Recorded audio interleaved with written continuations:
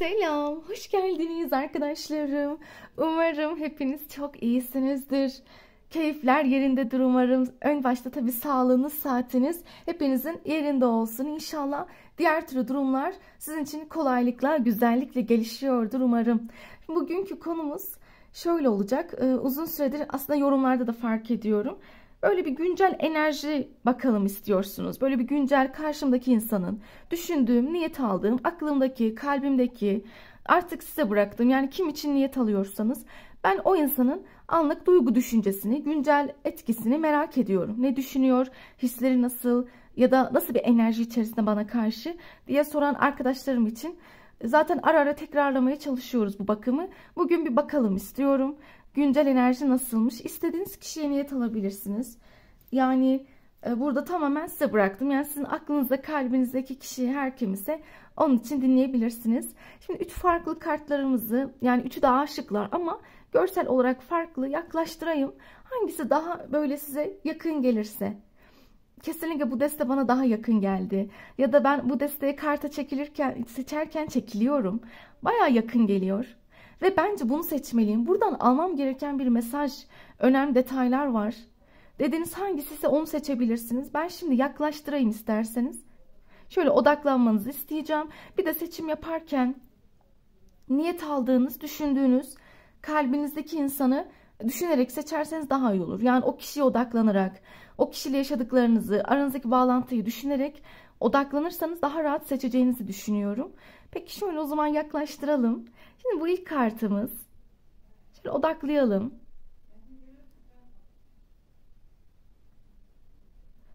Evet, ikinci kartımızı alalım.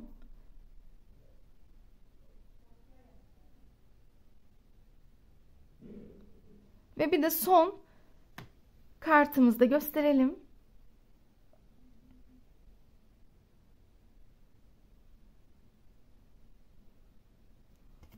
Evet, eğer seçimler yapıldıysa şimdi ilk kartımızı seçenlerle başlamak istiyorum.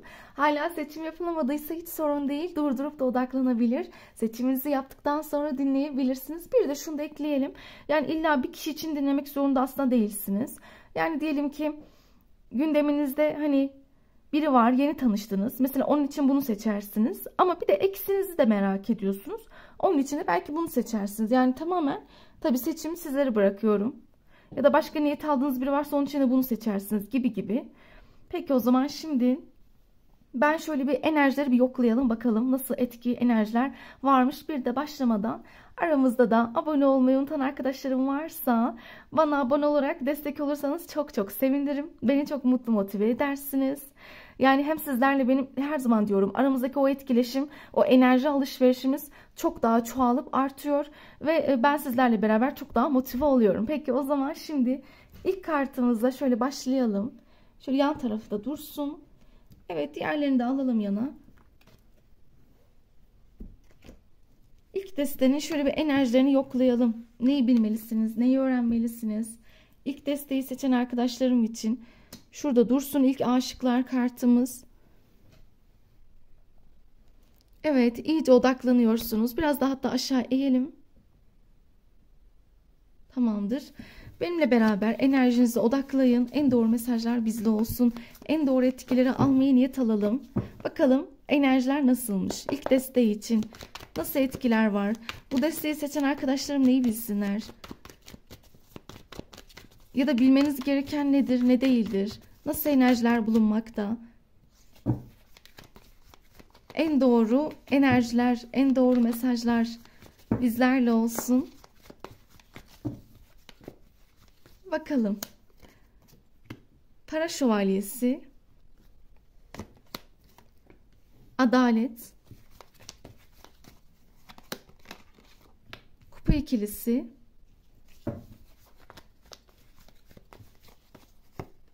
kılıç kraliçesi, asa uşağı, imparatoriçe, kupa yedilisi. İlk desteği seçenler için neyi bilmeliyiz? Kılıç ikilisi. Tamamdır. Şöyle aşağıya çekelim. Ben önce başlamadan burçlarımızı vereyim merak edenler için. Toprak gruplarımız çıkmış. Boğa, Oğlak, Başak burçları var. Bunun dışında hava gruplarımız var. İkizler, Terazi, Kova. Biraz da ateş ama daha çok yoğunluk toprak ve hava olduğunu söylemek isterim. Yani mesela örnek veriyorum, siz diyelim ki hava grubundan terazisiniz. Karşı taraf topraklardan boğa olabilir ya da siz oğlaksınızdır, o kova burcudur gibi gibi. Bu şekilde detaylandırabilirsiniz. Şimdi baktığım zaman öncelikle bu kişinin enerjisi şu anki günceli nasıl diye sizinle alakalı burada çok fazla düşünceli çıktı. Yani iyi anlamda ama düşünceli. Yani bu kişi sizinle ilgili böyle kararlar alma aşamasında. Karar, daha böyle ciddi kararlar, daha somut bir şeyler yapmak istemesi. Sizinle ilgili yani netlik istiyor. Daha böyle bir belki adını koymak isteyebilir. Para şövalyesi gibi. Ben diyor sana aslında sağlam adımlarla gelmek. Net adımlarla yaklaşmak isterim. Sağlam düşünceleri var sizle ilgili. Net adımlar atma isteği yüksek çıkmış. Bir de şunu da söylemeliyim. Bu kişiye göre siz birbirinize uygunsunuz. Yani o öyle düşünüyor. Yani biz diyor bence sebepsiz tanışmadık. İlahi adalet, sistem seninle beni bir araya getirdi. Yani bunlar sebepsiz değil ya da biz öylesine bir araya gelmedik. Biz bir sebep dahilinde bir şekilde yakınlaştık, konuştuk, kaynaştık diyor sizin için. Ve birbirimize de çok uygun olduğumuzu düşünüyorum. Yani birbirimize çok hitap ediyoruz. Bu kişi sizi diğer yarısı gibi görüyor olabilir arkadaşlarım. Yani sen benim diğer yarımsın. Sevdiğim kişisin, aşık olduğum kişisin, değer verdiğim insansın. Sohbetini sevdiğim, yanında olmaktan mutluluk duyduğum kişisin. Sizin hem yanınızda mutlu olduğunu hem de aranızda güzel bir ahenk var. Evet. Yani bu önemli. Mesela diyor ki bizim aramızda güzel bir ahenk var. Güzel bir uyum var. Çekiliyoruz birbirimize. Ve sen çok akıllısın. Tabii biraz da sizi tarif ediyor. İşte sen diyor benim gözümde hani net birisin. Akıllı birisin. Mantıklı birisin. Zeki biri olduğunu düşünüyorum. Ne konuştuğunu biliyorsun. Bir de sizin iletişiminiz çok güzel olabilir. Çok böyle dürüst dobra konuşuyor olabilirsiniz. Adil taraflarınız var. Bunun yanı sıra bir de hani netsin. Yani sınırım var. Mesela siz böyle her şeye kolay kolay evet demezsiniz. Bak hani benim şu konuda bir kırmızı çizgim var. Bak hani ben buna evet demem. Buna hayır. Hani ona göre bak. Hani birazcık da keskinlik görüyor. Evet enerjini seviyorum, konuşmanı, muhabbetin o başka. Ama biraz bazen bir parça böyle bir nasıl desem sivri diliniz var. Ama olsun en azından gerçekçisiniz. Dürüst ve dobrasınız. Bunun farkında. Her ne kadar keskin konuşsanız da şunu biliyor ki net konuşuyorsun. Yani ya da olması gerekeni söylüyorsun. Doğruluğunu seviyorum senin. Siz de böyle bir o şeyi farkında. O dengeyi farkında. Ama biraz korkuyor gibi sanki. Evet bunlar iyi şeyler ama hafif de olsa bir korku var. O da şundan dolayı olsa gerek. Hani sizin mesela bir anda bıçak gibi kesip atmanızdan ya da örnek veriyorum bir şey yapsa diyelim. Diyelim ki bir hareketi oldu. Yanlış bir tutumu oldu. Siz ya o anda soğursanız ya o anda hemen güveniniz zedelenir giderseniz. Yani ben burada fark ettiyseniz hafif bir kaybetme korkusu da alt planda yatıyor. Niye? Çünkü sen böylesin. Evet sen çok bilgili, akıllısın. Sen çok güzel konuşuyorsun. Evet sen çok dengelisin, çok bilge ruhlusun ama senin bir tarafın çok bıçak gibi. Ya diyor ters bir hareketimde gidersen, ya işte ben sana güvenmedim deyip uzaklaşırsan benden. Ya işte bir anda yüzüme bakmazsan, ya beni böyle hor görürsen, ya istemezsen gibi anlatabiliyor muyum? Yani kafasında böyle bu tür korkular var. O yüzden şunu fark ettim, size böyle adil, daha dengeli, daha ılımlı ve sevecen, kibar bir dille yaklaşabilir. Yani maksat şu, arada denge olsun, uyum, huzur olsun. Ben seni kırmayayım, incitmeyeyim. Sen de hani keskin tavırlarını gösterme ya da o sınırlarını bana çekme sakın. Bunu istemem. Çünkü ben zaten seni seviyorum. Bu güzel bir şey yani. Bakın burada fark ettiyseniz kaybetme korkusuyla beraber ne diyor? Sana olabildiğince hem çok ılımlı, daha adil, daha hani yumuşak başlı. Hani sanki böyle sizi üzmemek, kırmamak istiyor ya da o dengeleri şaşırtmak istemiyor. Ve bu bana şunu da hissettiriyor. Siz geçmişte hiç böyle şeyler yaşadınız mı? Belki de bu korku oradan gelen bir şey.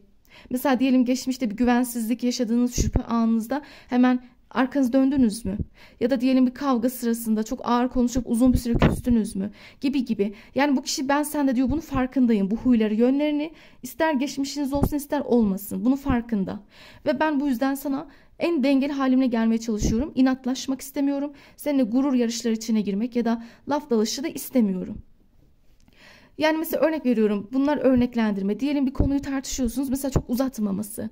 Aa işte önceden uzatırdı, şimdi niye uzatmıyor? Çünkü uzatmıyor, artık seni tanıyorum demiş. Ya da senin bazı kilit noktalarını farkındayım, ona göre hareket etmek zorundayım. Sinir etmek, sizi kızdırmak ya da kaybetmek istemiyor. Bu bence ince bir davranış. Güzel bir şey yani. Bakın burada bir incelik var. İşte olayları uzatmaması, işte bir anda tamam sen nasıl istersen ya da tamam öyle olsun gibi kelimeler onda sıkça duyabilirsiniz. Amaç zaten bu ilişkiyi olduğu seviyede en iyi şekilde tutmak, sevgi dolu paylaşımlarda kalmak ya da işte aramızdaki o, nasıl desem, o güveni sarsmamak istiyorum demiş. Bunun dışında devam edersen bir de sizi çok beğeniyor, çok. Yani ona göre siz çok da güzelsiniz ya da erkek arkadaşlarım için çok mesela yakışıklısınız, karizmatik olabilirsiniz. Hani ya ben seni görsel olarak zaten beğendim diyor. Çok çok etkilendim. Görselliğin zaten hoşuma gidiyor. Cazipsin benim için. İşte sadece bu görsellik değil, yani auran, giyimin, kuşamın, tarzın, kendini yakıştırıyorsun, yaptığın şeyleri, giydiklerini, taktıklarını, her şekilde seni bu şekilde etkileyici buluyorum. Ve siz onu heyecanlandırıyorsunuz. Onu da belirtelim. Burada yoğun bir heyecan var, bir çekim var, etkilenme. Zaten etkilenmiş, o başka, seviyor da hani alt planda tabii heyecan ve tutku da, arzu da besliyor bu kişi. Ama tek bir sorun hissediyorum. Onu söylemek zorundayım. Nasıl desem, şimdi siz birçoğunuz yani bu kişiyle ilgili sanki bazen fikir karmaşasına düşüyorsunuz. Neden? Çünkü bu insan sanki ara ara böyle bir sizi ikilemde bırakıyormuş gibi geldi bana. Ama bu sevgi ve duygusal meselelerle ilgili değil. Yani mesela örnek veriyorum. Sizi bazen ikinci plana atıyor olabilir. Bazı konuları daha ön planda tutuyormuş gibi geliyor. Misal örnek veriyorum. Ailesi, arkadaşları, çevresi, işte kendi mücadelesi, maddiyatı, sorumlulukları. Nedense tamam bazen size karşı çok yoğunken, sizi merkezde tutuyorken sanki bazen sizi böyle merkezden çıkarıyor da ikinci, üçüncü plana atıyormuş gibi. Yani ben o şey soğukluk da demeyeceğim ama sizde hafif böyle bir şeylik var. Şüphe var. Huzursuzsunuz yani, hani bunu da yapması iyiydi. Hani bak o kadar evet güzel, seviyor falan. Bazen beni kırmak istemiyor, kaybetmemek için uğraşıyor ama işte bazı huylarını toparlasa dediğinizi duyar gibiyim. İşte ne gibi? Mesela şu hayatındaki sorumluluklar, kendi mevzularını öncelikli tutması gibi. Bundan rahatsızsınız, farkındayım. Ama o da kendisi bana şunu böyle açıklıyor. Ya diyor ama benim kafam yoğun. Yani diyor lütfen beni de anla. Bak benim de birçok ilgilenmem gereken mevzum var. Yani ona da bir şey diyemeyiz. Onun da belki mevzuları, sıkıntıları olabilir. İşi, ailesi, maddiyatı, genel sağlık sorunları, her şey olabilir. Kolektif ya, o yüzden diyorum ya, karşı tarafı sınırlandıramayız bir konuyla. Birçok kafasına dönen sorun, sıkıntı var. Ve o yüzden ara ara böyle bir ikilem yaratıyor olabilir. Ya da bazen örnek veriyorum, işte görüşelim, buluşalım diyebilir ama işte ertelemem gerekti, İşim çıktı diyebilir. Ya da diyor zaten. Ya da işte benim şöyle bir sorunum var, gelemem. Şöyle ailesel bir mevzumuz var. Ya da işte ben arkadaşlarıma söz vermiştim gibi. Yani nedense hep evet siz artık böyle biraz bu konuda strese giriyorsunuz gibi. Seviyor, değer veriyor ama niye bazen böyle? Niye bazen bana geç dönüyor? Niye bazen umursamaz davranıyor? Niye kafamı karıştırıyor? Gibi cümleleriniz olabilir. Ama o da zaten açıkladı. Diyor ki ben seninle aradaki dengeyi iyi oturtmak istiyorum. Ama bazen gerçekten farklı türlü meşguliyetlerim ya da başka türlü ön plana almam gereken mevzularım oluyor. Artık bu neyse. Artık o sorumlulukları her neyse diyeyim daha çok. Peki devam edelim. Başka neler söyleyebilir? Yani bir de buna takılmanızı istemiyor bakın. Aslında sizin bu tür şeylerden rahatsız olduğunuzu biliyor. Siz böyle çok, hani örnek veriyorum, geç cevap verilmesini, işte ertelenmeyi, umursanmamayı, bunları hazmedemiyorsunuz. Onu fark ettim. Ya da bunlardan rahatsızsınız. Hani yapmasın diyorsunuz. Ama o da diyor ki bana ben farkındayım diyor, yapmamaya çalışıyorum. Yani seni diyor kaybetmemek için o konuda da dikkat ediyorum. Yani en azından mesela diyor ki bir şeyleri ertelediysem telafi etmeye çalışıyorum. Ya da en azından az önce ne diyordum, bazı olayları uzatmıyor. Ya da diyelim ki siz böyle küsme noktasına, kıvamına geldiniz. Hemen orada araya, devreye girip işte hemen böyle gönül almalar, sıcak davranışlara giriyor. Sebep hani seni beğeniyorum, kaybetmek istemiyorum. Sen benim ciddi gördüğüm birisin. Ve seninle tanışmamız, bağlantımız kadersel olduğunu düşünüyorum. Tabii ki senin gibi değerli bir enerjiyi kaybetmek istemem ama lütfen diyor, hani bak benim de bazen geri çekilmelerim, sıkıntılarım olabilir, bunu anla gibi gibi. Peki devam edelim. Başka, yani siz sakın şöyle düşünmeyin, benim farkında değil mi bu taraflarımı? Çok farkında ama bunu da işte kendi çapında telafi ediyormuş sonradan ya da etmeye çalışacak tarzda cümleler kullandı. Peki devam edelim, başka ne söyleyebilir? Bakalım. Başka sizinle ilgili güncel enerjisinde neler var? Tılsım olmuşsun. Yani acaba bunun üstünü açmasak mı? Bu deste çok güzel çıkıyor. Sizinle ilgili bu kişi evlilik düşünüyor arkadaşlarım. Yani yuva kurmak, ciddi bir tablo, ciddi bir aile tablosu, sağlam bir gelecek. Hani neden olmasın? Seninle aslında ilerletmek, yol almak, sağlam adımlarla isterim. Zaten benim için çok güçlüsün. Yani kadın olun, erkek olun. Güçlüsünüz. Kararlısınız. Onu fark ettik ama az önce yalnız. Hafif böyle bir keskin duruşunuz var. Hafif böyle bir sınır çekmeler. Kırmızı çizgiler var sizde. Ama iyi yönden bakarsam çok da eğlencelisiniz. Çok da sohbetiniz, neşeniz, enerjiniz güzel.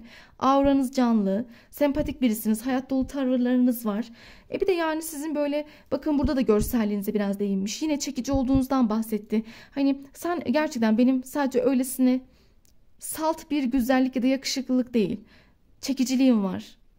Hani bu önemli. Bak diyor ki senin hani auran yüksek ya da işte konuşman, tavrın, bakışın, gülüşün, enerjin. Yani bunların hepsini böyle bir bütün gibi değerlendirdim mi?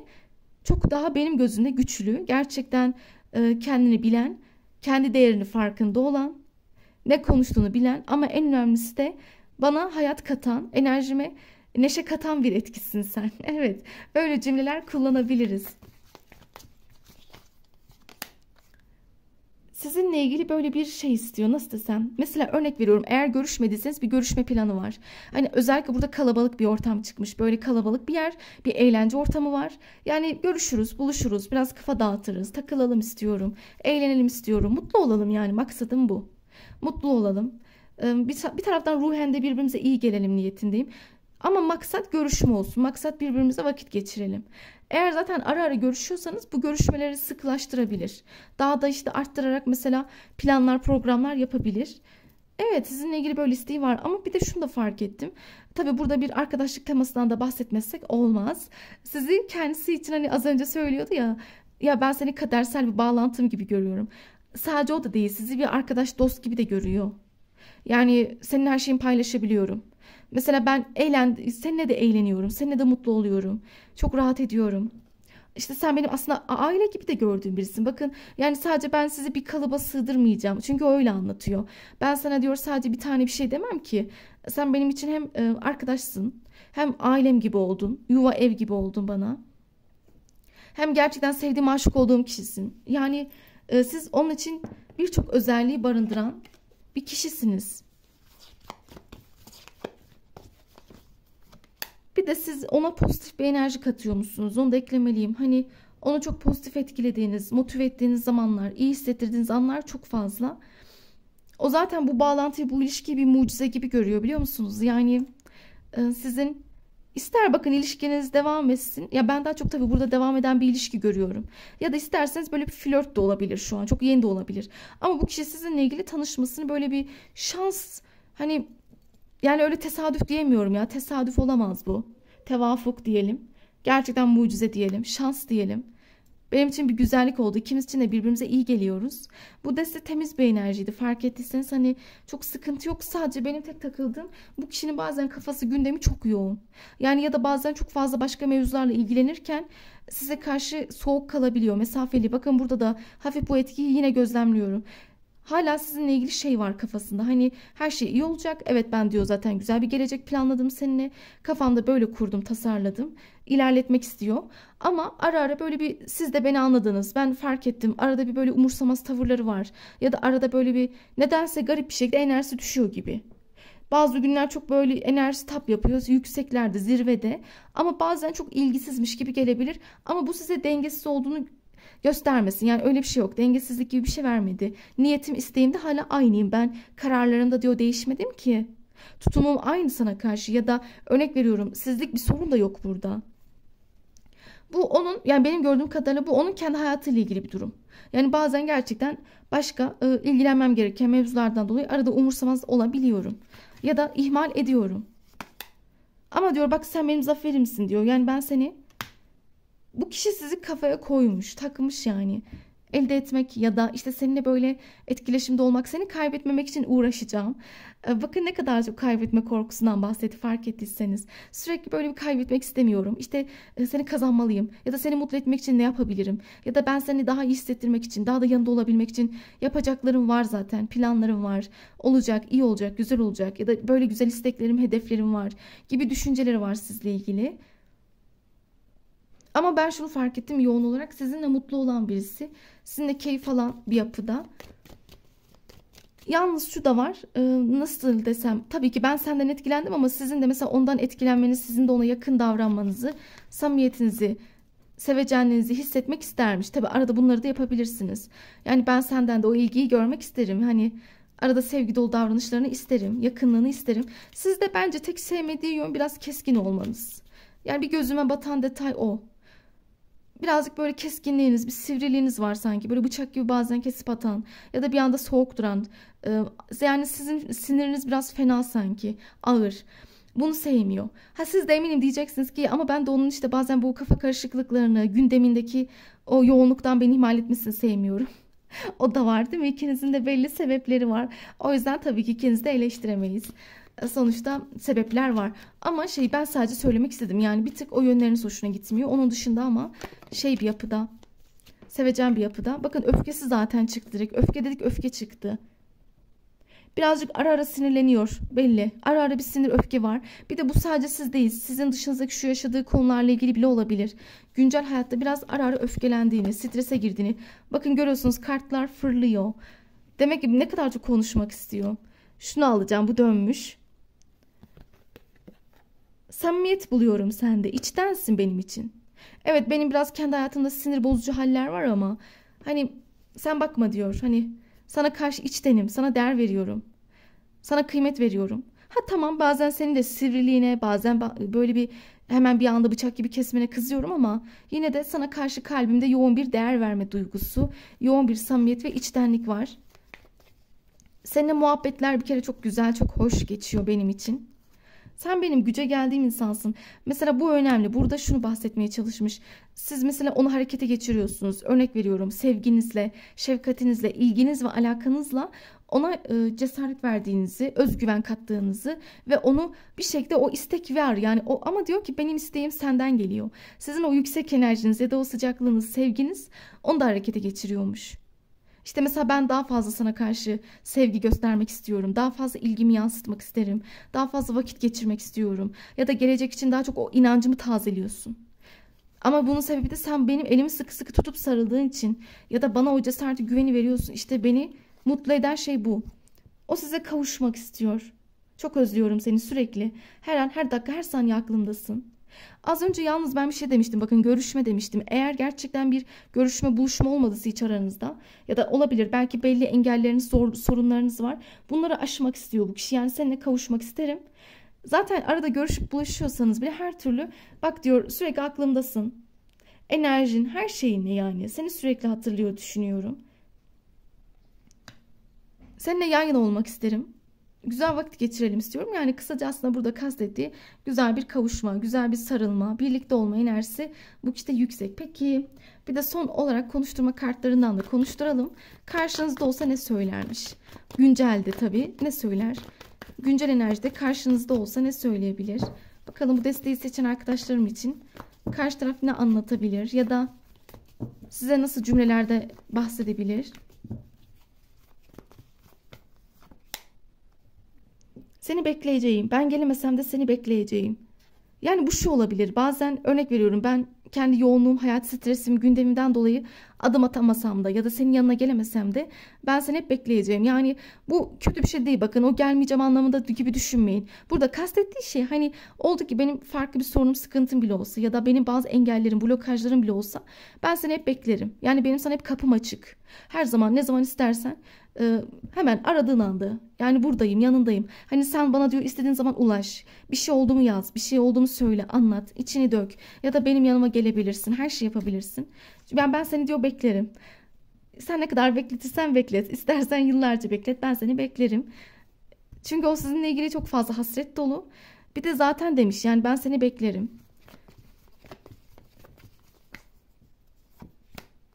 Her şey yolunda, mutluyum, umutluyum. Bu ilişkiyle ilgili umutlu.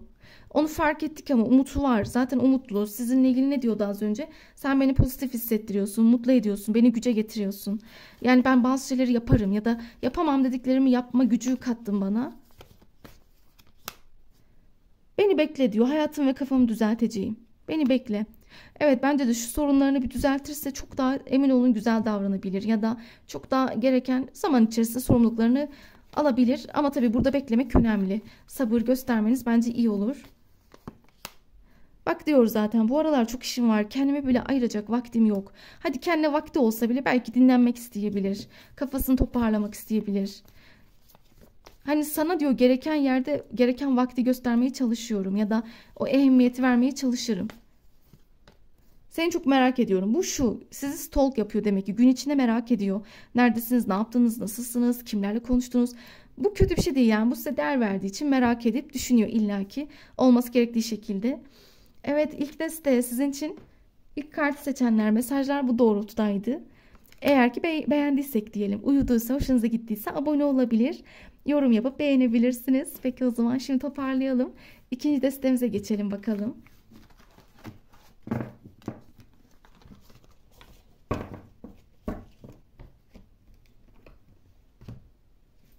Şimdi ikinci aşıklar kartımızı seçenler için bir bakalım. Şöyle en doğru mesajlar, enerjiler bizlerle olsun.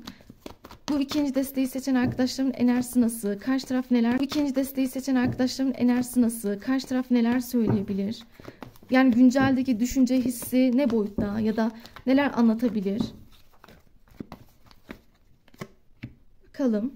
Asa ikilisi, tılsım ası, değnek sekizlisi, araba kartı, yıldız kartı. Bakalım karşı taraf neler söyleyebilir? Çok fazla döndü. Bunları almak istemiyorum. Asa dörtlüsü, kılıç dörtlüsü, kupa prensi.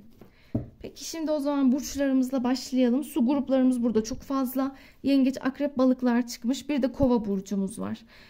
Şimdi buranın enerjisiyle başlarsam, öncelikle karşı taraf, sen benim diyor tanıdığım birçok kişiden farklısın. Güncelde böyle düşünüyor. Sen gerçekten farklısın. Bambaşkasın. Enerjin, auran, tavrın, duruşun, konuşma tarzın. Yani sende bir farklılık var. Birçok kişi içinde sıyrılıyorsun. Ya da birçok kişinin gözünde benim için farklısın. Ya da bu şu da olabilir. Geçmişindeki kişiler ya da onun şu an gündemindeki seçenekleri olabilir. Yani ama diyor seni ayıran şeyler var. Seni gözünde farklı kılan güzellikler, eşsiz durumlar var. Bu her şey olabilir. Yani biz bunu detaylandırabiliriz. Sizin diyelim ki belki görselliğiniz çok farklıdır. Girdiğiniz ortamda çok dikkat çekiyorsunuzdur. Ya da giyiminiz, kuşamınız, işte ya da konuşma tarzınız, iletişiminiz ya da aklınız, zekanız, olaylara bakış açınız, insanlara davranış şekliniz olabilir. Yani gibi gibi. Ama diyor sende kesinlikle böyle bir marjinal, farklı, sıra dışı gelen bir şey var. Ve bu benim hoşuma da gidiyor. Yani bu kötü bir şey değil ama yani iyi anlamda diyor. Sendeki o iyi farklı güzellikler hoşuma gidiyor. Seninle ilgili böyle özellikle iletişim kurma niyetim var. Bu kişide çok fazla böyle hızlı ani iletişimler olabilir bakın. Güzel böyle iletişimler kurmaya niyetli ya da örnek veriyorum, uzun süredir aranızda bir sessizlik varsa ki bazen fark ettim aranızda sanki böyle bir bazen bir sessizlik var gibi. Bazen böyle bir soğukluk, durağanlık, bazen işte araya giren böyle bir mesafeler olabilir. Mesafe demişken bunu da söyleyeyim. Burada sanki uzak mesafe yaşayanlar var. Yani burada uzak mesafe ilişkisi çıkmış daha çok. Ama hepiniz için değil tabii. Bunu uyacak olan arkadaşlarım alabilir. Bu mesafeniz olsun. Hadi onu da geçtim. Bunun dışında biraz ara ara böyle aranızdaki iletişimdeki kopukluklar. Nedense burası böyle bir desteğiydi. Yani bir şeyler kopuk gibi. Yani iletişimleriniz de kopuk ama böyle sohbet, konuşma, muhabbette bir eksiklik var. Bazen araya giren böyle bir sessizlik, mesafeli hareketler var. Ya da örnek veriyorum, onun bazen ilgilenmemesi, sizin bazen geri çekilmeniz. Yani belli araya giren belli durağanlıklar olabiliyor. Ya da örnek veriyorum, onun kendi hayatını ön plana alarak bazen size eksik kalması gibi durumlardan bahsedebilirim. Ya da işte şu mesafenizden dolayı görüşememe, buluşamama durumları ya da birbirinize karşı çok böyle o sıcaklığı, o samimiyeti tam yansıtamama durumlarınız olabilir. Ama bilin ki bu kişi konuşacak. Yani güncel enerjide bakalım bir yazma niyeti çıkmış. O yüzden bunu demek istedim. Yani eğer konuşmuyorsanız bir yazacak. Tekrar bir iletişim var. Eğer zaten konuşuyorum diyorsanız sorun değil. Yani yine tekrar iletişime geçer. Siz yine aralıklı, hani biraz kesik kesik, kopuk kopuk da olsa belli konuşmalar içine girecek gibisiniz. Çünkü o sizden hoşlanmış. Bunu anlatıyor. Sen benim için hoşlandığın birisin. Etkileyicisin. Hoş birisin. Hani nasıl desem, ya ben sana böyle bir masumiyet hissediyorum. Temiz duygular hissediyorum. İyi niyetle bakıyorum. Yani sen benim için temiz, düzgün. Enerjisi temiz bir enerjin. Her türlü bir taraftan tavrını da beğeniyorum. Aslında duruşunu, enerjini, tavrını da beğeniyorum. Ve bunun yanı sıra seninle güzel konuşmalar içinde olmaya devam edeceğim. Hani maksat hani etkileşimde kalalım. Zaten aklımdasın. Onu da belirtelim. Yani güncelde sen benim düşündüğüm birisin. Aklımdasın. Hatta bazen şu mesafe durumunu, sorununu ne yapacağız bunu bilmiyorum. Ama aslında ben istiyorum ki hani böyle bir araya gelme durumumuz olsun. Ya da aramızda bir ilişki olur mu? Bazen bunu çok düşünüyorum. Ama inanın burada bir şeylik var. Nasıl diyeyim? Bir kararsızlık var bu kişide. Evet, böyle güzel, temiz, iyi niyetli bakarken, işte sizi düşünürken bir taraftan da diyor ki ya ama bazı zorluklarımız var. Nasıl olacak? Ki ben seninle ilgili bir şeyler diliyorum aslında. Neden olmasın? Değerli birisin benim gözümde. Etkileyici ve hoş birisin. Enerjin de güzel. Ama sen benim için çok sorumluluk, emek, çaba, fedakarlık gerektiren bir tipsin. Evet, daha çok sorun bu zaten. Hani sen benim için şey demeksin. Tamam, etkilendiğim, hoşlandığım bir kadın ya da erkeksin. Ama sen benim için bir taraftan da çok mücadele isteyen birisin. Çok fedakarlık yapmam gereken ya da çok fazla elimi taşın altına koymam gerekecek. Mücadelemi daha da arttırmam lazım. Tabii burası doğru. Çünkü bu bağlantı bana öyle geldi. Sanki böyle kolaylıkla akıp ilerleyecek bir ilişki değil de iki tarafın da mücadelesiyle ilerleyebilecek bir ilişki. Neden? Mesafeniz çıktı birçoğunuzda. Bunun dışında bu kişinin, bakın görüyorsunuz, biraz zaman istediğini fark ettim. Senin için sorumluluk alacağım ki ancak o zaman aramıza bir denge ya da o kopuk kopuk iletişimler netleşsin. Ya da bağlantımızdaki o belirsizlikleri ancak benim adımlarımla ya da sorumluluklarımla sana da zaman ayırarak aşacağımı düşünüyorum.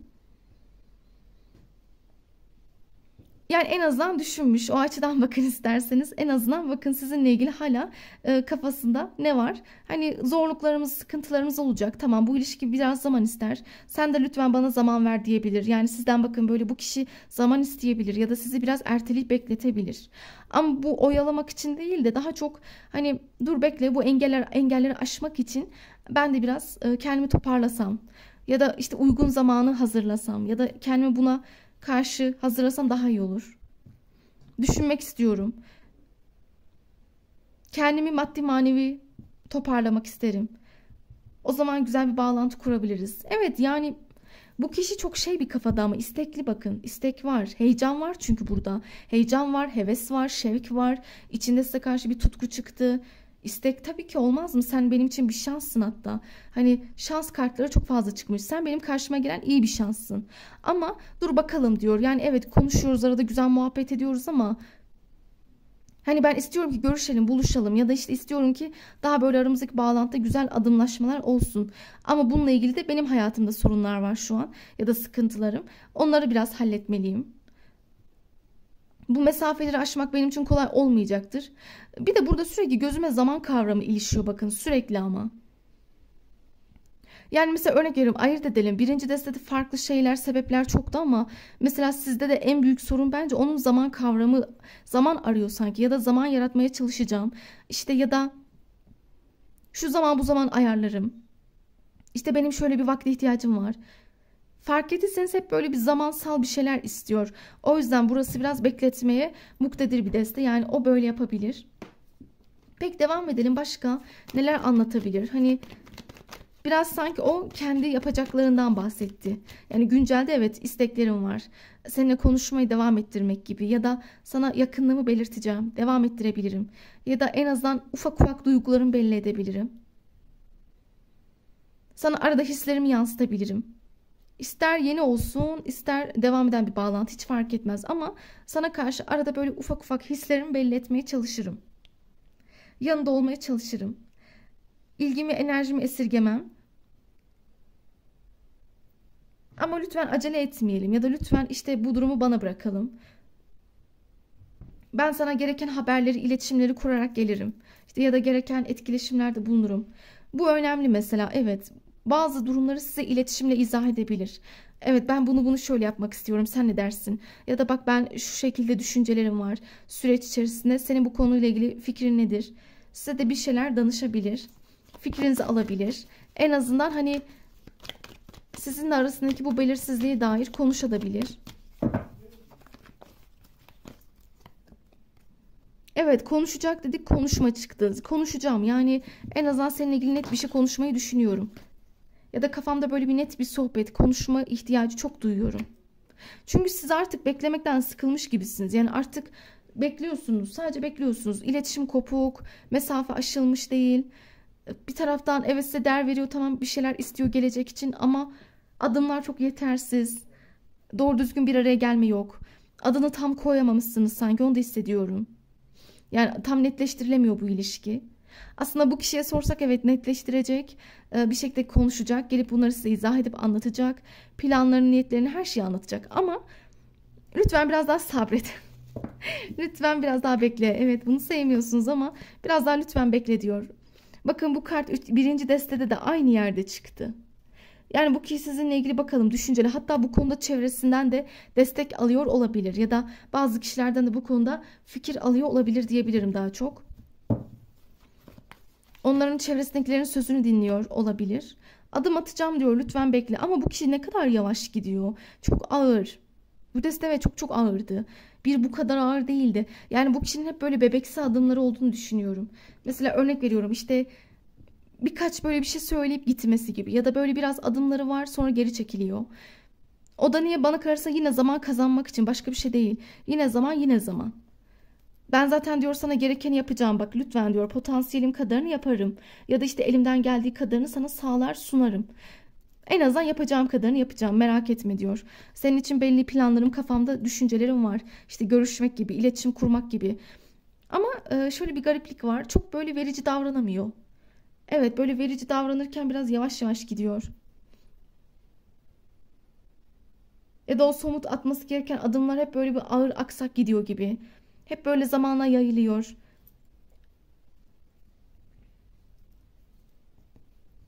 Ama lütfen bu ikimiz için daha doğrusu gibi düşünceleri var. Biz seninle lütfen flörtleşmeye devam edelim. Bir de onu da ekleyeyim. Yani bu destedeki kişi biraz buna hazırlıklı olun. Yani hemen direkt adını koymayacak. Mesela örnek veriyorum, yeni tanıştıysanız bile sizinle ilgili bir süre flört sürecini uzatabilir. Bir süre böyle eğlenmek, takılmak, vakit geçirmek isteyebilir. Ya da sizinle daha çok böyle güzel anlar yaşamaya istekli gibi. Ama bekle diyor. Yeri gelince bir şeyler konuşulacak. Zamanı gelince yapacağım. Ama böyle büyük adımlarla değil. Siz daha büyük bir şey beklerken o küçük bir şeyler getiriyor. Evet, buradaki dengesizlik buydu. Ya da siz daha böyle farklı bir teklif ya da bir sorumluluk beklerken o daha azına razı olmanızı istiyor aslında. Ama şu an için. Evet, görüyorsunuz, bir de böyle bir cümle kullanıyor. Ama diyor şu an için böyle. Şimdilik böyle devam edeceğiz. Bir süre daha ben seninle mutlu olmak istiyorum. Bakın, ben böyle bir ayrım yapmak zorundayım. Eğer yeni tanıştıysanız bence böyle düşünmesi zaten çok normal. Yani eğer yeniyseniz bence bırakın böyle olsun zaten. Zaman gerekli, süre gerekli. Tanımanız için, güvenmeniz için, akışta kalmanız gerekiyor. Yeniyseniz dediğim gibi bilin ki sizinle bir şeyler yaşayacak, paylaşacak, eğleneceksiniz. Keyif alacaksınız, mutlu zamanlar geçireceksiniz. Güzel böyle dakikalarınız olacak, paylaşımlarınız da olacak. Samimiyetiniz de artacak. Hatta birbirinize iletişimler de güzel kurarsınız. Ama işte dediğim gibi belki sizin istediğiniz seviyede olmayabilir. Zaten bu destedeki en büyük ilginçlik buydu. Sanki siz daha böyle artık şeye takatiniz yok sizin. Hani böyle uzatmalara gitmek istemiyorsunuz. Hani yeter diyorsunuz. Ben artık, birçoğunuzda o enerji hissediyorum. Sanki daha böyle bir netlik istiyorsunuz ya da daha artık belirsizliğe çok tahammülüm yok benim. Yani baştan o güveni almalıyım ya da o güvenceyi, onu görmeliyim diyebilirsiniz. Ve karşı tarafın yaptıkları size çok yetersiz geliyor olabilir. Ona sorsak, o kendi çapında potansiyeli kadarını yapıyor, zamanla bırakalım demiş. Ben zaten ara ara sana yazar, ararım, ara ara görüşür, konuşuruz. Evet, biraz belki bağlantıyı kopuk kopuk yürütüyor, fark ettim. Ama bu olması gereken diyor, o böyle bu gözle bakıyor. Zaten yavaşça bu durumu hızlandırabilirim ya da yavaş yavaş seninle ilgili güzel konuşmalar, güzel kararlar, daha böyle ilişki adına bir şeyler yapabilirim. Zaten sizi bir sevgili gözüyle görüyor. Yani şu an siz sevgili adayı gibisiniz. Yeni tanışanlar öyle bilsin. Siz onun sevgili adayısınız. Zamanla daha fazlasını yapabilirim. Ama dur bakalım diyor. Seni biraz daha bilmek isterim. Seni de gözlemlemek istiyorum. Eğer bakın ayırt edeceğim. Eğer burada çünkü çok fazla çeşitlilik var ya, o yüzden. Eğer devam eden bir ilişkideyseniz ya da süregelen bir flört döngünüz zaten varsa şunu söyleyebilirim. Bu kişi biraz evet yavaştan ağırdan alıyor işleri. Size karşı inanıyorum ki daha fazlasını yapmaya çalışacak. Yapar ama bu size yetmeyebilir. İşte zaten sorun burada. Hep diyorum size karşı biraz yetersiz kalıyor bu kişi. Ama ne kadar yetersiz kalsa da elde tutmak için, yani bir şekilde siz orada kalın gitmeyin diye arada gelir, yazar, konuşur, iltifatlar eder, güzel cümleler kullanır. İşte ya da sizinle görüşmek ister, bunları yapacak. Fakat o beklediğiniz o köklü adım biraz daha zamanla yayılacak. Ve hiç ummadığınız bir anda bununla ilgili tekliflerle, konuşmalarla gelebilir. Yani sen diyor lütfen bana bırak. Aslında anlatabiliyor muyum? Bu kişi diyor ki bana bırakılsın. Ben gereken kararı gereken zamanda alır konuşurum seninle. Sen de bana ayak uydur. Evet, bir de sizin ayak uydurmanızı istiyor. Sizi böyle nasıl tarif ediyor biliyor musunuz? Ona göre çok ciddisiniz. Fazla ciddisiniz hatta. Yani böyle çok kurallı olabilirsiniz. Hani böyle çok ağır başlısınız. Sanki kadın olun erkek olun çok ağır, çok sakin. Çok böyle temkinli, garantici, dikkatli hareketleri olan. Bunun yanı sıra mesela işinizde, gücünüzde başarılı olabilirsiniz. Kariyerist birisi olabilirsiniz. Maddi gücünüzü yerinde görüyor bu insan. Sen diyor maddi manevi kendini geliştirmişsin. Çalışkan birisin. Aslında çok da sakin birisiniz özünde. Çok mülayim, toleranslı, sabırlı, sebatkar bir karakteriniz var. Ama sizin birazcık taraflarınız onun için zor mesela. Biraz o netlik aramanız ya da o artık o garantiyi almak istemeniz, somut değerleri elinde tutmak istemeniz. Mesela bunlar onu düşündürüyor. Halledeceğiz diyor, yapacağım diyor. Şimdi siz diyorsunuz arkadan eminim. Yani hep böyle söylüyor. Hep böyle devam ettiriyor. Ama hep yavaş yavaş gidiyoruz. Ama ben ne dedim açarken hep zaman kavramı gözüme ilişiyor. Sürekli zamansal detaylar var. Yani sizin mesela işte şu mesafeleri aşmanız için doğal olarak zaman gerekecek. Bu kolay bir şey değil. İşte bunun dışında o birazcık daha sizi tanımak istiyor. Yeni tanışanlar. Ya da devam ediyorsanız bile bilin ki o potansiyeli kadarını yapacak. Seni mutlu etmek isterim. Bu zamanı bakın şimdi diyebilirsiniz. O zamanı niye istiyor? Mesela bunun bir türlüsü birçok sebebi olabilir. Mesafe dediğim gibi aşmak zor bunu. Mesafenin dışında belki çok fazla bakın burada işle ilgili bağlantılardan bahsedebiliriz. İşi, kariyeri hani olur mu olur bunu bir şey diyemeyiz bakın. O onun maddi manevi süreciyle ilgili bir şey. Belki manevi olarak hazır değildir. Belki sorumluluk ya da o ciddi ilişki sonuçta sorumluluk bakın o sizin kadar sorumluluk sahibi de olmayabilir. Siz bana daha bu konuda net geldiniz. Mesela siz daha böyle her an ciddiyete hazır gibisiniz ya da her an fedakarlık yapabilecek bir potansiyeldesiniz. Ama bunu hep söylüyorum. İlişki dediğimiz şey çok büyük sorumluluk ister. Bunu herkes zaten başaramıyor ya da bunu herkes yürütemiyor. Bir yerde tökezlemeler o yüzden hep yaşanır. İşin içine karakter giriyor, maddi manevi sorunlar giriyor. Bu kişi de bana ne diyor sürekli? Zaman istiyorum. Neden? Demek ki onun kendi içine hazır olmadığı noktalar var. Size tek uyarım bu konuda onun çok üstüne gitmemeniz gerekiyor. Yani siz daha kararlı, eminsiniz diye o emin olacak diye bir şey yok. Bunu eleştiri gibi algılamayın. O öyle anlatıyor. Yani ben diyor senin gibi değilim. Zaten bunu fark ettik. Hani siz mesela şu an bile belki çok daha net bir karar alabilecek pozisyondayken o belki dur ben işte içten içe emin olayım. Dur bakalım ben başarabilecek miyim? Bunu bir kafamda oturtayım. Ya da dur ben şöyle bir kendi maddi manevi sorunlarımı halletmeliyim. Doğru zaman olsun o zaman bakarız. Ama kafamda koymuşum diyor bir kere. Yani örnek veriyorum seninle bir ilişki ya da bir ciddiyet ileriye taşıma. Bak bu tür isteklerim var. Evet bu kişi istekli ve niyetli. Zaten sizin de bunu sabırla beklediğinizi farkında. Hani sizi üzmek, kırmak gibi bir niyeti, oyalamak gibi bir niyeti yok. Sizin zaten bu beklemeleriniz onun hoşuna da gidiyor. Bu sabrınızı seviyor. Ama işte bazen o beklentilerinizi belirtmeniz onu birazcık daha şey yapabiliyor, korkutabiliyor. Sizin daha aktif, hızlı oluyor oluşunuz. Onu düşündüren bir şey. Evet burası böyle bir deste. Peki devam edelim. Başka bir şey söyleyebilir mi acaba sizin için? Bakalım başka bir şey ekler mi? Seni diyor seviyorum ama bir iki sevgim var. Hani değer veriyorum, seviyorum.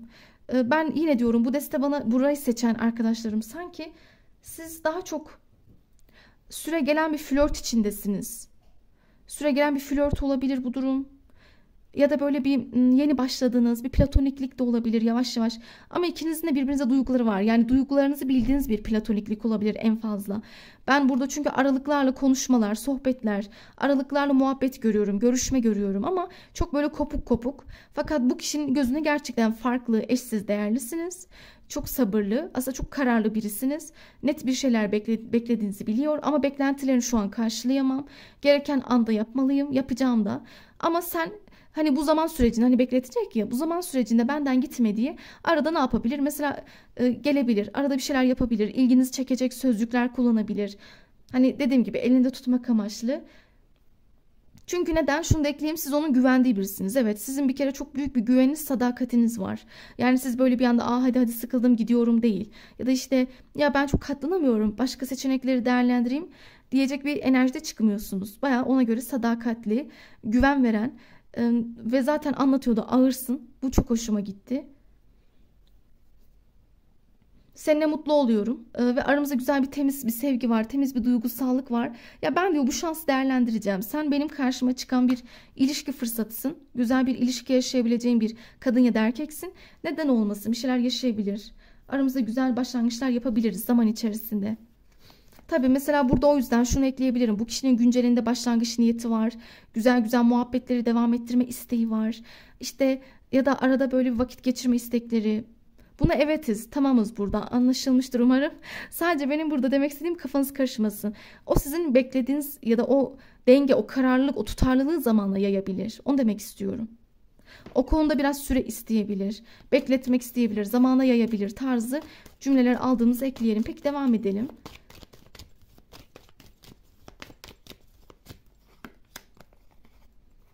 Evet, yani onu da birazcık zaten belirttiğim üzere. Bazı böyle detaylı bakamadığı, dikkat etmediği durumlar var. İşte arada böyle bir kendi hayatı, kendi sorunları diyordum ya az önce. İşte zaman istemesi. Sürekli evet bazı şeyleri, detayları göremiyor. Mesela o zamanı isterken arada sizi kızdırdığını, sinir ettiğini göremiyor olabilir. Ya da işte arada bir bazen fazla sizi belirsizlikte bıraktığını göremiyor olabilir. Ama yine diyorum inanın o onun şu anki durumu ile ilgili bir şey. Yani şu anki güncel bakıyoruz ya. Mesela bir bakmışsınız birkaç ay sonra zamanla belki de daha artık evet ya o zaman geldi ben artık gerekeni yaparım diyebilir. Şu an işte o küçük adımlardan dolayı ya da yetersizliğinden dolayı bir şeyler göremiyor. Şu an diyor yönümü bulmaya çalışıyorum. Dur diyor bekle ben şu an kendimi kaybolmuş gibi hissediyorum. Ne yöne gitmeliyim, ne yapmalıyım, nasıl hareket etmeliyim, nasıl davranmalıyım bunu çok bilmiyorum. Ya da nasıl bir şekilde hareket edebilirim bunu çok kestiremiyorum. Bak diyor bazen dinlenmeye ihtiyacım var. Gerçekten bazen dinlenmek istiyorum. Hani biraz bu karttan bahsettiği şey şu. Yorgun olabilir. Hayatı yoğun geçiyor olabilir. Ve yalnızlığımı da seviyorum. Yani bazen yalnızlık isterim. Zaten belliydi. O tavırları fark ediyorum. Bu kişi birazcık kendi alanında merkezinde kalmayı seviyor. Ya da bazen biraz kendi yönünü rotasını belirlemek için ne diyordu sizden? Hep zaman istiyorum. Ama lütfen diyor bu benim yönümü belirlemem için. Netleşmem için. Seninle alakalı değil.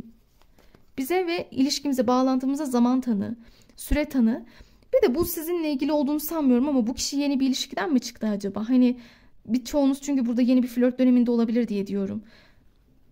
Sizden önce bir kalp acısı yaşadığını söylüyor ya da belki de bu dinlenmek istediği şey acı çektiği konu. Yani dediğim gibi belki ciddi bir ilişkiden çıktı. Belki yeni bir flört süreci onda bitmiş olabilir gibi gibi. Ama bir üzüntüm var, böyle bir keyifsizlik, bir mutsuzluk var. Ya da bu kendi ailesi hayatıyla ilgili de bir sorun olabilir. Dikkat etseniz zaman istemesini sebeplendiriyor. Yani belli bir sebebe bağlıyor. İşte bak benim üzüntülerim var. İşte ya da yeni bir ilişkiden çıktı. Yeni bir boşanma döngüsünü atlatmaya çalışıyor olabilir.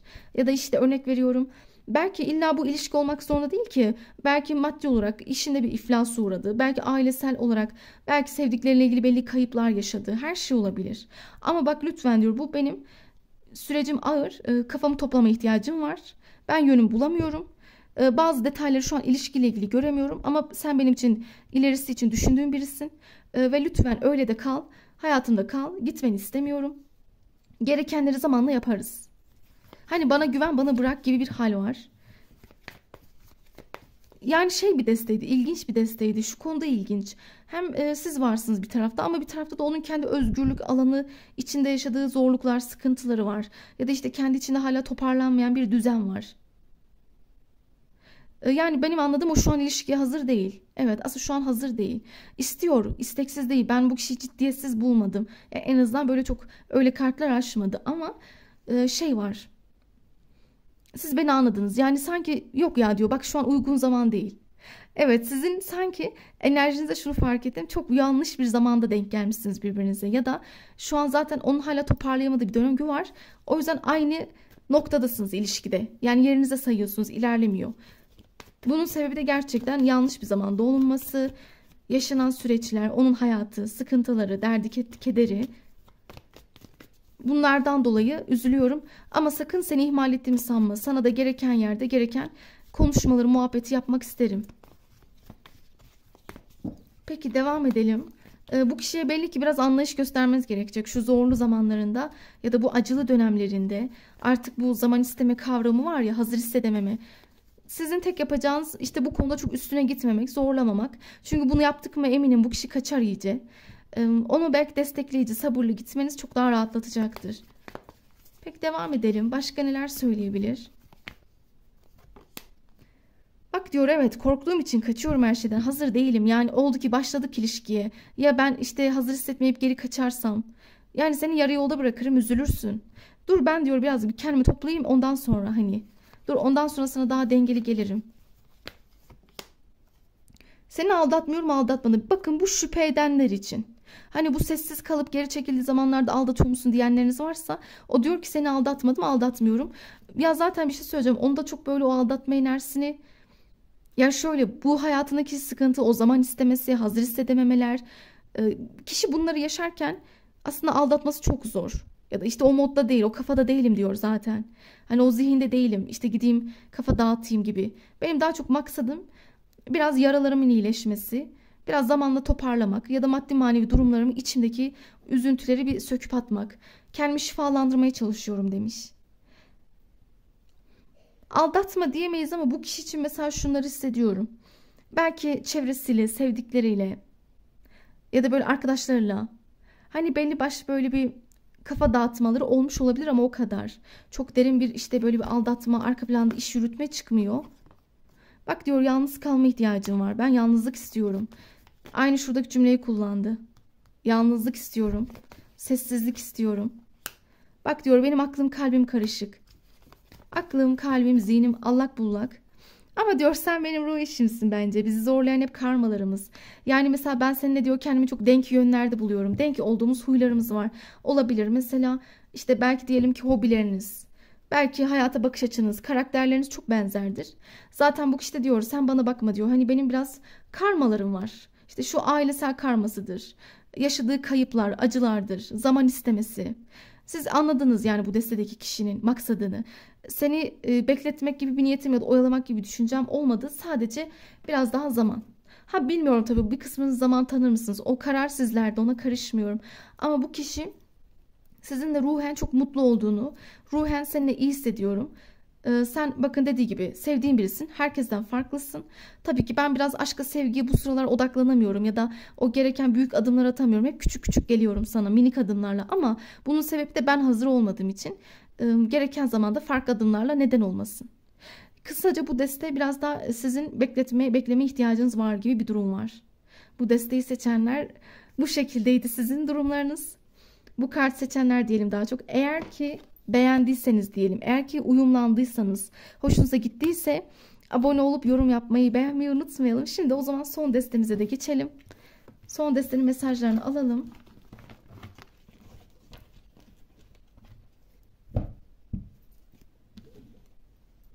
Burada dursun.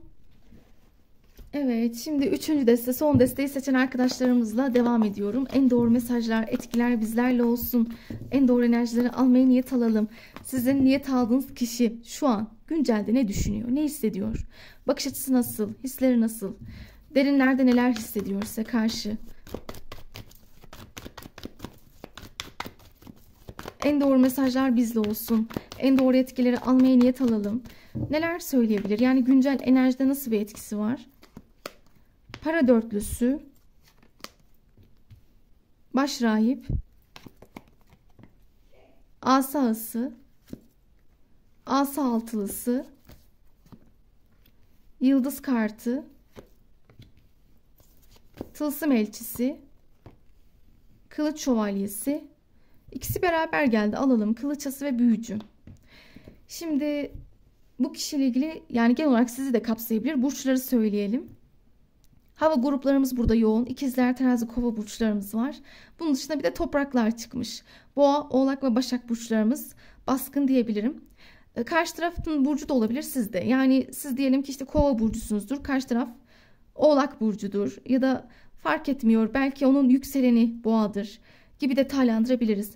Şimdi burada güncel enerjiyle başlarsak eğer, yani bu destede biraz fazla detay vermek zorundayım. Nasıl desem, ya bu kişiyi geri tutan bir şeyler var sanki. Evet, yani böyle bir inat görüyorum burada sürekli. Yoğun bir inat, yoğun bir kapalılık, yoğun bir sessizlik var. Hani belki şu an birçoğunuz diyebilir, zaten yazmıyor, aramıyor, doğru düzgün konuşmuyor. Bazen çok soğuk duruyor, anlamıyorum, çok mesafeli, çok sessiz. Yani hiç mi istenmiyorum, beğenilmiyorum, değer görmüyor muyum diyebilirsiniz. Ama ben burada birinci engeli söylemek zorundayım. Gördüğüm şeyler şunlar. Bir kısmınızın arasında bir evlilik engeli var herhalde. Yani burada bir yasak aşk durumu çıkmış. Üçlü ilişki diyelim daha çok. Yani örnek veriyorum, karşı taraf evli olabilir. Hayatında gündemde ciddi net birisi olabilir. Ya da belki siz de evlisinizdir, o da olabilir. Yani belki iki taraf da evli, bilemem. Ya da evlilik olmaz, evlilik olmasa da ya bir kısmınızda böyle çok fazla ailesel faktörler, böyle belli farklar. Yani mesela yaş, din, dil, ırk, kültür, mezhep, ailevi durumlar, işte ya da o evlilik durumları. Yani bu destede çok fazla farklılık gözüme ilişiyor. Birçok farkınız var sizin. Ve bu farklar sizi bir arada tutmuyor. Neden? Çünkü bu kişi inat ediyor, bir anda korkup kaçıyor. İşte biz bu engelleri nasıl aşarız? Nasıl yapacağız ya da halledemeyiz diyerek korkuyor olabilir. Biraz ben karşınızdaki kişiyi fazla sessiz buldum bu konuda. Aşırı mesafeli. Ama ona sorsanız o da diyor ki bana, ya diyor ben de ne yapacağımı bilmiyorum. Yani bu engeller konusunda ya da bu sıkıntıları nasıl aşarız? İşte aileler belki izin vermiyor. Bunu nasıl aşacağız bilmiyorum. İşte şu evlilik durumları var. Nasıl olacak? Alışılagelmiş bir düzen var. İşte ya da örnek veriyorum, yaş, din, dil, ırk dediğim gibi birçok farkınız olabilir ve bunlar sırıtıyor olabilir ya da çevreden hep tepki görüyor olabilirsiniz. Artık ikiniz de bu durumlardan sıkılmış, bıkmış olabilirsiniz gibi cümlelerden bahsedebilirim. Ama o düşünce boyutunda, duygularda şunu da bahsetmiş. Size yoğun bir heyecanı var. Yani biraz güzel olanları da söyleyelim. Size aşırı, yani burada böyle çok yoğun bir tensel çekim, çok yoğun arzular, çok yoğun bir tutku enerjisi aldım. Yani bu kişi sizi çok arzulayan birisi ve hatta şunu da eklemiş. Ben seni diyor hani enerjini kaybetmek istemiyorum. Mesela dikkat edin, gittiğiniz ortamlarda bir anda onu görebilirsiniz. Ya da işte bir anda karşınıza çıkabilir. Bir anda pat diye hareketlerde bulunabilir. Bir anda arayıp yazabilir. Hani burada bir şekilde hani sana kendimi unutturmak istemiyorum. Beni gör, beni duy, bana bak. Benimle ilgilen. Hani çünkü ben sana çok büyük bir arzu besliyorum içimde. Hani aşırı burada bir tensel çekim yüksek. Sen benim inanılmaz çekim duyduğum birisin. Hani daha ne diyebilirim ki, çekiliyorum sana. Yani çok çekiliyorum ama işte aramızdaki bu engel ne olacak, bunu düşünüyorum. Evet, benim için gözümde değerlisin. Çünkü ben sana değer veriyorum. Senin yaptıkların, tavrın. Siz hatta yeri geliyor bu kişiyle alakalı konuşuyorsunuz da. Hani belli başlı durumları anlatıyorsunuz. Ona zorluklardan bahsediyorsunuz. Yapılması gerekenleri belki izah ediyorsunuz. Daha dengeli davransın diye. Ama bunları farkındayım dese de, ya da evet bunlar da konusunda haklısın dese de, işte bir şekilde bir ağırlık, bir pasiflik var. İşte ya da böyle bir içe kapanmalar. Bir de şu detaya dikkat etmenizi isteyeceğim. Ben burada şöyle bir detay aldım. Bu kişi çok almayı seviyor. Almayı, yani enerji almayı, ilgi, sevgi almayı çok seviyor. Mesela örnek veriyorum, sizden sürekli sevgi görmek isteyebilir. Sürekli onun yanında olun isteyebilir. Ama nedense kendisi sevgi verme konusunda sizin kadar başarılı değil. Yani onda da bir alıcı enerji çıkmış mesela. Siz vericiyken o çok alıcı. O diyor ki hani benden çok bir şey gitmesin. Ya işte ben öyle çok büyük sorumluluklar almayayım. İşte bakın, bu çok tezat bir şey. Hem size yoğun tutku var, yoğun arzu ve heyecan var. İnanılmaz çekicisiniz. Buraya kadar bakın hiçbir sorun yok. Bunun dışında sizi yıldız gibi görüyor. Yani ona göre çok hoş birisiniz. Değer veriyorum sana. Ama bazen bir garip bir şekilde içe kapanıyor. Bir anda hiçbir şey yokken ortada sessiz kalıyor. Günlerce belki haftalarca yazmıyor, aramıyor. Ya da uzun bir süre hiç böyle irtibata geçmiyor sizinle. Niye? Çünkü hem çok verici biri değil. Aman diyor ben çok sorumluluk almayayım. Ya işte benden çok bir şey gitmesin. İşte ben çok böyle fedakarlık yapan taraf olmak istemiyorum. Zaten zorluklarımız, engellerimiz var. Hatta ben yarın öbür gün geleceğimiz ne olur onu da bilmiyorum. Tabii mesela bakın bu da çok önemli. Yani ben demiş, hadi diyelim bir şey yaptım. Ama sonunu bilmiyorum. Yani bizim sonumuz ne olacak? Mesela biz bu bağlantıyı nereye taşıyacağız? Biz nereye gidiyoruz? Sonunda mutluluk var mı? Ki ben seninle olmayı istiyorum. Sakın bakın bu laflarım yanlış anlaşılmasın. İsteksizlik değil bu. Sadece kafasında kuşkular var. Anlatabiliyor muyum? Yani bakalım biz bu zorlukları aşacak mıyız ki? Biz ailemiz, çevremizde oydu buydu evlilik konuları, işte eşler falan. Hani burada birçok kişi var. Biz bunları aşabilecek miyiz acaba? Dileklerim var. Bakma diyor. Seninle ilgili dileklerim, hayallerim var. Dualarım var. Niyetlerim yok mu sanıyorsun? Var. Senin için o yüzden bazen adım atıyorum. O yüzden senden gidemiyorum. Hatta sana böyle ara ara güzel şekilde yaklaşmak, seni motive etmek, sana umut vermek ben de istiyorum. Ama bu konuları kafamda oturtamıyorum. Yani bir şey demem lazım. Sana bir şey yapmam gerek. Bir şekilde en azından karara bağlamamız lazım. Ama olmuyor. Dediğim gibi belki de o yüzden bu kadar alıcı, verici bir enerjide değil. Çünkü süreçten de emin değilim. Yarın öbür günü için umut veremiyorum sana. Belki bir kısmınız bir şey söyleyeceğim. Siz de belki öyle düşünüyorsunuz değil mi? Yani sizlerin de bence belli kuşkuları vardır diye düşünüyorum ben. Çünkü zor bir ilişki burası. Bu kişi bazen evet çok gergin, sinirli yaklaşıyor. Size onu fark ettim. Bazen çok kapalı, çok inatçı. Siz de zaten onun bu sessizliğinden sıkılmışsınız. Ya da onun bu kadar pasif kalması, sorumluluk almamasından bıkmışsınız. Ama garip birisi mesela istediği zaman da çok güzel geliyor. Yani istediği zaman mesela işte çok özlediği zamanlar, çok böyle size karşı yoğunluğu arttığı zaman işte geliyor. Çünkü size dair duyduğu içinde yoğun bir heyecan var. Heyecanı da geçtim. Yani sizi görünce böyle bir eli ayağına dolanıyor. Gözlerinin içi gülüyor, parlıyor falan. Hani böyle ne diyeceğimi bilemiyorum. Bir anda kendimi kaybediyorum. Sana karşı bu kadar çekilmem normal mi bilmiyorum. Bunu da söylemiş. Yani enerjim içim sana akıyor bazen. Bunu neden anlamıyorum. Bu kadar yoğunluğu çözemedim. Seninle konuşmak istiyorum tabii ki. Bir şeyler paylaşmak istiyorum. Ama tam ümit de veremiyorum. İşte o yüzden ne yapıyor mesela? İşte net olmadığı için kapatıyor kendini. Korktuğu için. Onu demek istiyorum. Yani duygularından dolayı değil. Korkuyorum. Sana hak ettiğini verememekten. Seni kırıp incitip üzmekten. Seninle kavga etmek, sıkıntı, sorun yaşamak istemiyorum. Bir de hadi geldim diyor senin karşına. Ne diyeceğim bilmiyorum. Hiçbir şey bilmiyorum.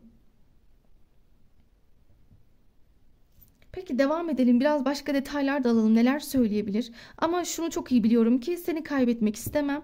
Seninle etkileşimde, iletişimde kalmak istiyorum. Yani sen istiyor ki bir şekilde hayatında kal. Gündeminde ol. Ama bu engellerimiz, bu zorluklarımızdan dolayı sana hak ettiğini veremesem bile seninle ilgili düşüncelerim var kafamda. Yani mesela örnek veriyorum. Bu diyelim ki bir ex partnerse ki fark ediyorum belli sebeplerden ayrılmışsınız. Mesela bu ex kişisi sizi çok özlemiş, çok fazla arzuluyor sizi. Tabii ki aranızdaki belli engellerden dolayı çok inat ettiği. Zaten bu partneriniz çok şey bir tip. Hani ister eski olsun ister şu anda olsun. Çok kuralları olan, kaideleri olan birisi. Ya da böyle çok katı yönleri var. Çok esnek davranabilen ya da geniş perspektiften bakan biri değil. Sığ bir dar bakış açısı var. Ya da bazı kurallara çok ayak uyduran birisi. Yani ben böyledir, böyle bilirim, böyle devam ederim. Hayır bak işte benim şu engelim var, bu zordur. Yok işte benim ailem şunu diyordur, ben onların sözünden çıkamam gibi. Yani sürekli bir katı bir kural var. Sürekli esnek davranamadığını hissediyorum. Ama bilin ki bu ex kişisi gerçekten özlemiş. Çünkü sizinle güzel şeyler yaşamış zamanında. Çok eğlenmişsiniz. Güzel tutkulu zamanlar geçirmişsiniz. Şimdi bakalım kafada bir iletişim isteği çıktı. Eğer devam eden bir bağlantıysa yine diyorum sanki sizin bu bağlantınız çok devam ediyor da ama etmiyor da gibi. Yani bir şeyler var gibi de yok gibi de onun yüzünden. Onun doğru düzgün net bir şey söylememesi, işte arada gidip kaçması, uzaklaşmaları yüzünden siz de arafta kalmışsınız. Ama bakalım en azından kafasında düşüncelerinde şu var. Seninle ilgili bir şeyler yapacağım. Planım var. Yani bir şekilde tekrar seni kazanmak, ilgini, dikkatini çekmek için konuşmak istiyorum. En azından seni biraz muhabbet edelim. Biraz durumlarımızı paylaşalım. Bakalım siz ne söylersiniz? Ama ben seninle ilgili bir karar varmayı düşünüyorum kafamda sürekli. Ama nasıl olacak onu bilmiyorum. Peki devam edelim.